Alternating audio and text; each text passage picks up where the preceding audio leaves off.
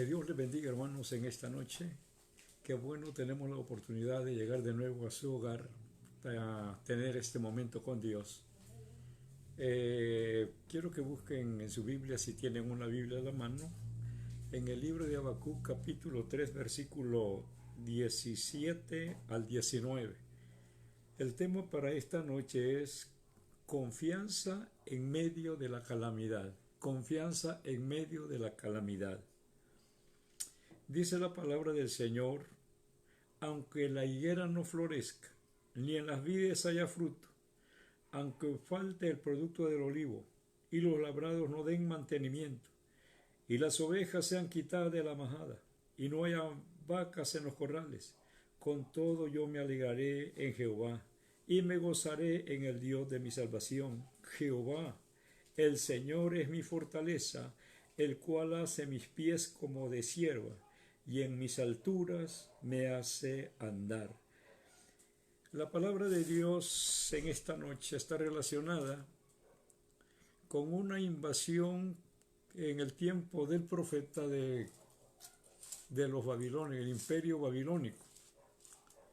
Y creo que vale la pena mencionar que la aflicción del profeta no era una aflicción fingida, sino que él sentía que venía algo muy destructivo para la nación de Israel. Pensaba, la palabra vidente quiere decir alguien que ve más allá de lo que humanamente nosotros podemos ver. Y el profeta, cuando contempla esta visión, no está contemplando solo el momento que él está con sus contemporáneos, sino que está viendo más allá. Quizás podemos mencionar en esta noche la destrucción de Jerusalén en el año 70 y por último la última guerra de Armagedón. Él está contemplando todo eso. Es una escena, pudiéramos decir, una revelación de parte de Dios para este hombre. No hay cosa más tremenda que sentir la aflicción por algo que se le ha encomendado a uno. Y cuando hay que hablar de destrucción, casi por naturaleza la gente como que uno les cayera mal. Pero el profeta no tenía otra salida. Él había sido encomendado de parte de Dios para que pudiera anunciar al pueblo que los resultados de su conducta moral contra Dios había llegado a su límite. Y pensamos que nos hemos olvidado de Dios y que casi estamos ocupados con los afanes diarios. Hemos llegado a creer de que Dios puede tomar el segundo lugar de nuestra vida, pero no es así. Dios debe ser la persona que ocupa el primer lugar en nuestra vida. Tenemos tantas ocupaciones, tenemos tanto que hacer, que al final del día nos acostamos sin haber hecho nada, aunque hayamos hecho algo. Pero las cosas de Dios las hemos abandonado completamente, al grado que, en lugar de buscar la ayuda de Dios, usamos nuestras propias habilidades, nuestros propios conocimientos. Pero hay algo maravilloso que podemos ver a través de la palabra, que Dios no ha cambiado. Él está en ese lugar viendo por nuestras necesidades, viendo por nuestras aflicciones, por nuestros problemas. El profeta no es una persona que se ha alejado de Dios, sino que es una persona que mantiene una comunión íntima con Dios. Y en estos días que estamos viviendo tan duros, es necesario que nos arrepintamos, que busquemos la forma de acercarnos a Dios, que reconozcamos, hagamos un alto en el camino, que hagamos remembranza de nuestra conducta. Cuando nosotros comenzamos con Dios, nuestra conducta cristiana fue algo tremendo. Nos entregamos a Dios con aquel anhelo de servir, pero al pasar el tiempo, como que nos conformamos, como que hemos perdido el sentido de nuestro primer amor. El profeta recibe esta revelación de parte de Dios, es porque Él era su siervo. Y si nosotros somos siervos de Dios, les aseguro que Dios nos revelaría las cosas que van a suceder muy pronto, dice el libro de Apocalipsis, las cosas que van a suceder muy pronto. Para tener acceso a esa revelación divina, es necesario que nosotros mantengamos una comunión con Dios. No una comunión superficial, sino una comunión interna, directa con Él. Porque cuando estamos afligidos, clamamos a Dios con desesperación, pero luego que hemos recibido el favor de Dios, nos olvidamos de lo que Dios ha hecho por nosotros. Este hombre llamado Habacuc había visto el terrible mal que venía sobre toda la nación. Quizá los babilónicos eran guerreros sanguinarios, terribles, y Dios le ha revelado todo lo que va a suceder. Por eso Él llama la atención a todo el pueblo. Pero dice la palabra de Dios que llama la atención con el propósito de que le busquen. No es estar solo ahora afligido y mañana que pasó el problema, estar alejado de Dios.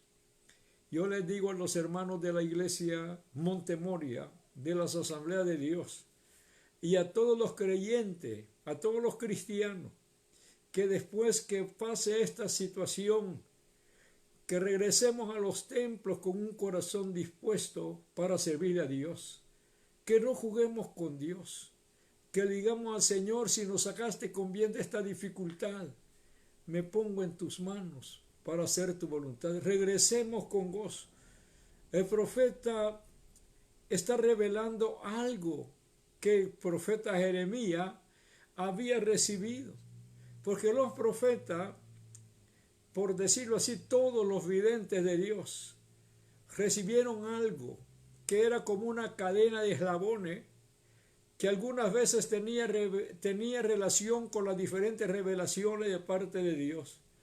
Y al leer en el libro de Jeremías capítulo 30 y versículo 30, dice el profeta Jeremías: cuán grande es aquel día, tanto que no hay otro semejante a él.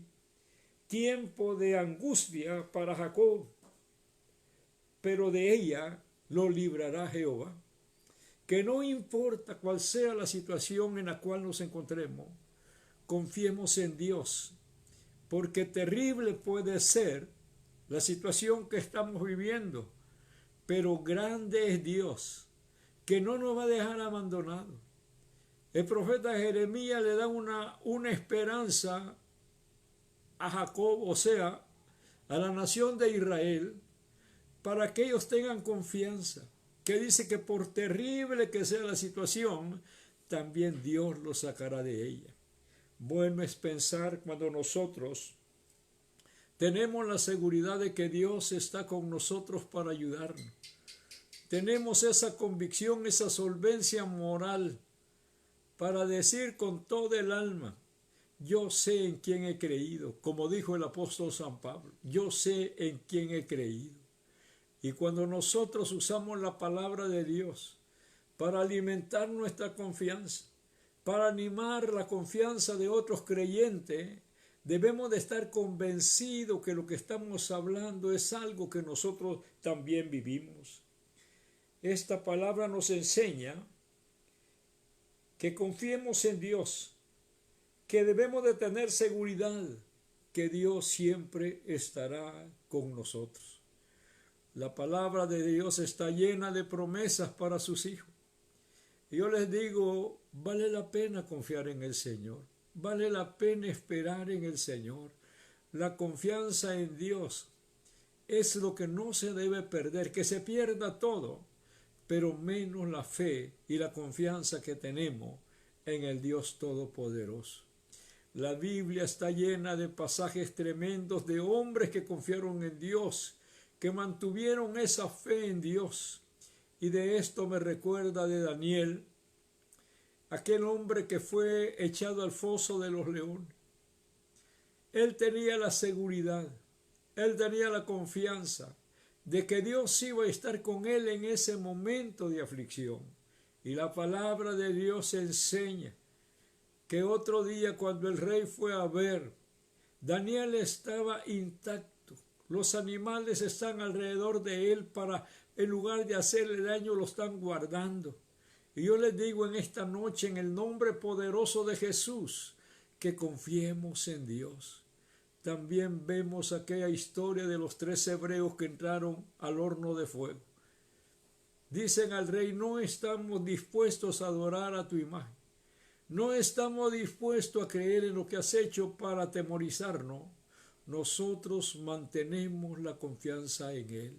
Si Dios nos libra, dice, si morimos allí, ¿qué importa? Esa es la voluntad de Dios.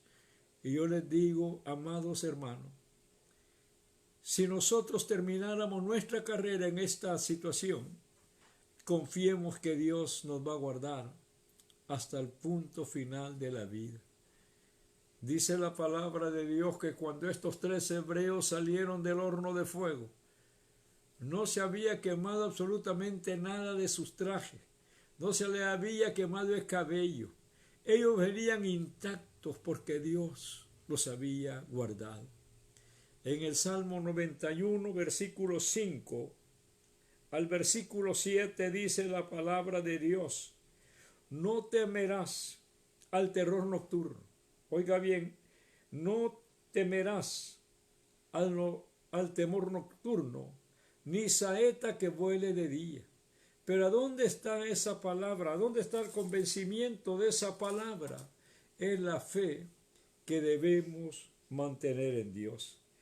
Ahora, aquí pudiéramos colocar la enfermedad que está dañando al mundo entero, que dice: ni de pestilencia que ande en oscuridad, ni de mortandad que en medio del día destruya. Oiga bien, el miedo hace que nos enfermemos, pero cuando confiamos en Dios, cuando esperamos en Dios, debemos de recordar que Dios está con nosotros. Podemos ver que todo se desmorona a nuestro alrededor, pero recordemos que el que prometió estar con nosotros todos los días hasta el fin del mundo es Dios, y Él no pasa nada de lo que nos prometió. Por eso dice la Escritura: ni una tilde, ni una jota, nada de eso pasará, porque Dios cumplirá con sus promesas para aquellos que le amamos. Acérquese a Dios y dígale: yo quiero ser dueño de esta promesa. Porque cuando el salmista, cuando este hombre está escribiendo este salmo, él está seguro de lo que está escribiendo. Está seguro de lo que él está leyendo o está recibiendo de parte de Dios. De la misma manera, nosotros tengamos la seguridad y confianza en nuestro Dios Todopoderoso. Puede ser que falten las tortillas, que falte el arroz, que falten los frijoles, que falte todo, pero que no falte la gracia de Dios en su vida. Eso nos alimenta para mantener la seguridad de nuestro Dios. No confíe en dinero, no confíe en amistades, confíe en Dios, porque eso es lo más que nosotros tenemos. Y la tercera parte dice la palabra: caerán a tu lado 1000 y 10,000 a tu diestra, mas a ti no llegará, mas a ti no llegará. Y de verdad que eso es cierto. Podemos ver las llamas que están al lado nuestro, pero no nos quemarán. Hemos visto en estos años que el Señor me ha dado de vida, he visto cómo la mano de Dios ha sido puesta en el momento de la dificultad, en el momento cuando todo se acaba y que nos queda solo Dios. Echemos mano a nuestro Dios, echemos mano a nuestro Dios. Él está esperando que nosotros nos acerquemos a Él, que le abracemos y que le digamos: estoy confiando, Señor, en ti. Y si de verdad nosotros cantamos esos himnos o coros Debemos de hacerlo con el alma. Debemos de creerle a Dios. Debemos de saber por qué se dice esa palabra y a quién se la estamos diciendo. En segundo lugar, la angustia del hombre o del profeta era tremenda. La angustia era tremenda. La invasión terminaría con los árboles frutales, terminaría con la hierba del campo, porque era una batalla de conquista, era una batalla a muerte. Y sabe usted que al terminarse el pasto, se iban a morir los animales, se iba a morir el ganado. Venía una destrucción total para la nación hebrea. Pero el profeta se alegra. Él dice, un día ya no nos van a perseguir, porque Él va a pelear por nosotros, porque Él nos va a dar la verdadera liberación. Y les digo en esta noche en el nombre del Señor, la liberación cuando viene de parte de Dios, nos quedamos satisfechos de que nosotros no tuvimos que hacer nada, sino que Dios lo hizo todo, porque sigue la palabra de Dios, que menciona aquí 3 palabras simbólicas relacionadas con el pueblo de Israel.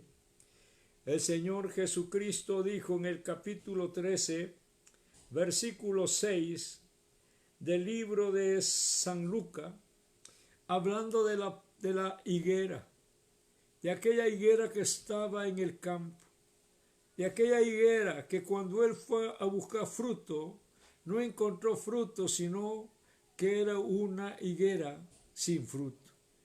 Lo que nos da a entender el Señor, que nosotros podemos estar haciendo todo, pero que hemos dejado nuestro primer amor, que ya no tenemos aquella entrega, que parecemos cristianos verdaderamente verdes, llenos de vida, pero no tenemos fruto. Caminamos hacia allá, hacia otro lado, pero no estamos haciendo nada. Qué bueno es cuando nuestro corazón esté dispuesto para servirle al Señor. Y oiga, por favor, no descanse en la fe de otro, descanse en su propia fe. Dígale al Señor que le dé fe, dígale al Señor que le dé confianza, dígale al Señor que en Él esté esperando, porque cuando espere en Dios, cuando confíe en Dios, entonces todo será diferente. La palabra de Dios dice que Jesús dijo estas palabras, ya no dará fruto para nada. Cuando ellos regresaron de camino donde iba con sus discípulos, la higuera se había marchitado. Puede ser porque habla de otra higuera que también iba a ser maldecida por el dueño de esa vid. Y dice que dijo el hortelano o el que cuidaba a la higuera, dijo, dame oportunidad que la abone. Y el otro año cuando vengas, si no tiene fruto, entonces sí hay que cortarla. Pero dame oportunidad para abonarla. Y pensemos en este momento, cuántas personas estarán orando por nosotros para que volvamos a la vida de ser verdaderamente cristianos. Que no parezcamos creyentes, que seamos cristianos verdaderos, que seamos personas que amamos a Dios. Es cierto, algunas veces somos celosos para dirigir vidas ajenas, para ver cosas de otra persona y no vemos nuestras propias faltas, no vemos nuestras propias maldades, nuestros propios descuidos. Es necesario que en vez de ver hacia los lados, que veamos hacia adentro cómo estamos nosotros delante de Dios. La higuera puede ser que se le haya dado un año y cuando el Señor pasó y vio que no tenía, entonces la maldijo. La higuera simboliza al pueblo de Israel. También tenemos, el Señor Jesucristo dijo estas palabras, Yo soy la vid verdadera, en el libro de San Juan capítulo 15 y versículo 5. El que permanece en mí y yo en él, dice la palabra, lleva mucho fruto. Oiga bien, lleva mucho fruto, pero dice, añade, porque separados de mí, nada podéis hacer. Oiga bien, por favor, en el nombre del Señor, seamos cristianos que amamos a Dios, seamos cristianos que tenemos temor a Dios. Esta situación que estamos viviendo nos da la oportunidad para acercarnos a Dios, nos da la oportunidad para reflexionar qué clase de vida llevamos. Y les digo en el nombre de nuestro Señor Jesucristo, no se compare con otro creyente. Hay burladores, hay gente que se ríe de usted, hijos que no son cristianos y que se burlan de la predicación de la palabra. No se preocupe, viene el día cuando ellos van a darle cuenta a Dios. Entonces será tarde. Allí dice la Escritura, será el lloro y el crujir de diente. Por eso, en esta noche, en el nombre poderoso de nuestro Señor Jesucristo, yo le invito para que ponga cuidado a esta situación del profeta. Puede ser él pensó en tantas cosas. Y dice el versículo 17, aunque la higuera, dice, no florezca, ni en las vides haya fruto, aunque falte el producto del olivo, y los labrados no den mantenimiento, y las ovejas sean quitadas de la majada, y no hayan vacas en los corrales. En otras palabras, que falte la carne, que falte la leche, que falte el queso, que falte la legumbre, que falte todo, pero que no falte Dios en su vida. Él le va a poner las vitaminas a su frijolito, Él le va a poner lo que necesita, esa tortilla que usted se come. Dele gracias a Dios que usted tiene comida. Hay centenares o miles de personas que en este momento no tienen comida. Y Dios ha sido tan fiel para con nosotros, en que ahora que estamos descansando comemos mejor y comemos más, porque el que nos llamó es fiel y mantiene esa promesa divina para con nosotros. Luego el tercero dice acá, el olivo, habla del olivo, que también sería cortado, que sería terminado. Y al ver el capítulo 4, versículo 1 y 2 del libro de Zacarías, el olivo es donde viene el aceite. Y el aceite servía para alumbrar el templo de la gracia de Dios, el templo del amor de Dios. Eso servía y el candelero. Pero dice, aunque falte el aceite, aunque falte todo, que su corazón esté iluminado con la luz preciosa del Espíritu Santo, porque cuando eso suceda, usted no va a depender de las demás personas, sino que va a depender de la comunión que usted mantenga con Dios. Ahora bien, tenemos algo maravilloso, al que falte el agua, que era necesario para los árboles del campo, que al terminar eso también moriría el ganado. Aún él mantiene su confianza en el Dios Todopoderoso, porque dice la palabra del Señor en el versículo 19, Jehová es el Señor, es mi fortaleza, el cual hace mis pies como de sierva, y en mis alturas me hace andar. Esto está hablando de la comunión que la persona debe tener con Dios. Aquí vemos esta figura retórica de un animal, de la sierva que subía hasta arriba de los montes, de las alturas, para recibir ese aire fresco. Le digo en esta noche, en el nombre poderoso de Jesús, que sus pulmones, que su alma respire en la presencia del Espíritu Santo para que usted vea que solo Dios, que solo el Señor es quien le puede ayudar. El profeta Habacuc es una figura de confianza para nosotros.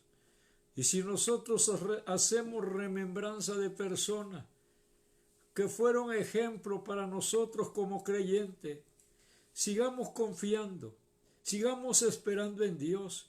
Gente que se metió con Dios, gente que creyó que el Espíritu Santo estaba con ellos como una persona continuamente y que les sacaba en victoria. Ahora todo eso lo hemos perdido. Digámosle al Señor que nos haga regresar a esos tiempos, que nos haga volver a esos momentos preciosos cuando las personas se acercaban a Dios todo el día, lloraban delante de la presencia de Dios. El altar quedaba mojado de lágrimas de los hermanos. Eso tuvimos el privilegio. Algunos de nosotros algunas veces lloramos de esa manera delante del púlpito en la presencia de Dios. Pero todo eso se ha ido terminando. Las promesas de Dios las tenemos almacenadas. Los frutos y los dones del Espíritu están guardados. ¿Por qué no tomamos la llave del Espíritu en esta hora y abrimos ese cuarto y sacamos esas armas poderosas para vestirnos de una nueva naturaleza? Confiemos en Dios. Y les digo que si estos momentos fueron dolorosos para el profeta Habacuc, aun cuando todo le faltaba, lo que no le faltaba era la confianza y la seguridad que Dios estaba con él. Así que déjeme orar en esta noche. Déjeme decirle al Señor que le dé la confianza y que mantenga la seguridad de usted que no está solo. Enseña a sus hijos, quítese miedo. Dígale que esa enfermedad no va a llegar porque ustedes están cubiertos con la sangre de Cristo, que usted va a salir solvente y que cuando usted llegue anciano les cuente la historia que estuvimos encerrados por tanto tiempo para mantener la vida, pero la confianza es que mantuvimos encerrado juntamente con Dios, adorando y confiando en Él. Señor Jesús, en esta noche en tu santo nombre, donde quiera que puedan ver este video, donde estén los hermanos o hermanas o amigos escuchando esta palabra, yo te suplico, Padre amado, en el nombre poderoso de nuestro Señor Jesucristo, que tengan confianza en Él, que esperen en Él, que aprendan a tener esa seguridad de que Dios está con nosotros y que no nos ha abandonado. Él siempre vendrá en el momento de la necesidad. Él siempre vendrá en el momento oportuno. Solo dígale al Señor, Señor, permíteme experimentar tu presencia en mi vida, porque yo sé que tú estás conmigo. Yo sé que tú estás conmigo. Yo sé que no has cambiado. Yo sé que eres bueno y que para siempre es tu misericordia. Dios Santo, te lo pido todo esto en el nombre poderoso de nuestro Señor Jesucristo. Permítame contarle una anécdota. Hace unos 12 años tuve un alumno que ya murió. Un día llegó al Instituto Bíblico Betel, me llamó cuando salimos al receso, era día sábado, y él llegó para decirme, hermano Arévalo, yo vengo a pedirle perdón. Y yo le dije, ¿por qué? ¿Qué me has hecho? No, me dijo que cuando usted contaba las ilustraciones, cómo Dios les ayudaba a las personas hace 60 años atrás, a mí me daban ganas de reírme y le hacía burla, me dijo. Pero ¿sabe qué? Me dijo, he creído que Dios es bueno. Él salió como pastor y dice que en un desayuno no tenían nada para comer. Él con su esposa se arrodillaron y clamaron de esta manera: Señor Jesús, te damos gracias por el desayuno que nos has permitido en esta mañana. No tenían nada, nada, nada, nada. Cuando él terminó de orar, cayeron 2 pelotas de chorizo donde él estaba arrodillado. Y él se quedó viendo de dónde habían caído, vio hacia arriba. Él tenía una gata. Cómo esa gata había llevado esos chorizos a ver, pero llevaba, dice él, 2 pelotas de chorizo. Así es que se comió una la gata y se comió uno él y su esposa. Y me dijo: pero eso no es nada. Una noche a las 11 de la noche, yo estaba trabajando en mi computadora, me dijo. A mí me gusta el café, usted se da cuenta, sí, le dije. Y tenía mi vaso de café. Y yo dije al Señor: Señor, ¿qué diera por estarme comiendo un pedazo de semita de aquella que decimos ayúdame a vivir? Terminó, al nomás terminar de hablar, cayó el pedazo de semita en su escritorio y él se quedó viendo para arriba. Allí estaba la gata. Le cortó el pedazo que la gata había comido y él se comió la otra parte. Y dice, hermano Arévalo, tenemos un Dios poderoso, un Dios que todo lo puede hacer. Sabe bien, cuando yo terminé de contar esta anécdota a mis alumnos que tenía en ese momento en clase, ellos me dijeron: hermano Arévalo, sí, le digo yo, y no venderá el hermano esa gata. Oiga bien, por favor, la gente no entiende. Los milagros no vienen de gatos ni de perros. Los milagros vienen de parte de Dios. Así es que espero que Dios le bendiga en esta noche. A la familia García, miembros de la iglesia. A la familia Hernández, miembros de la iglesia. A la familia de hermano Hugo Torres, miembros de la iglesia. Hermana Verónica Parada, miembros de la iglesia. A la familia hermana Araceli. A todas las familias de la iglesia. Les saludo en el nombre del Señor. Saludo a mis nietecitas, a Jaelita y a Camilita y a Abigail, que sin duda están viendo este programa. Les pido que Dios bendiga a mis nietos, a todos mis nietos, pero a estas hembritas, porque ellas me ven, y espero que Dios les provea y las bendiga todos los días de su vida. Buenas noches.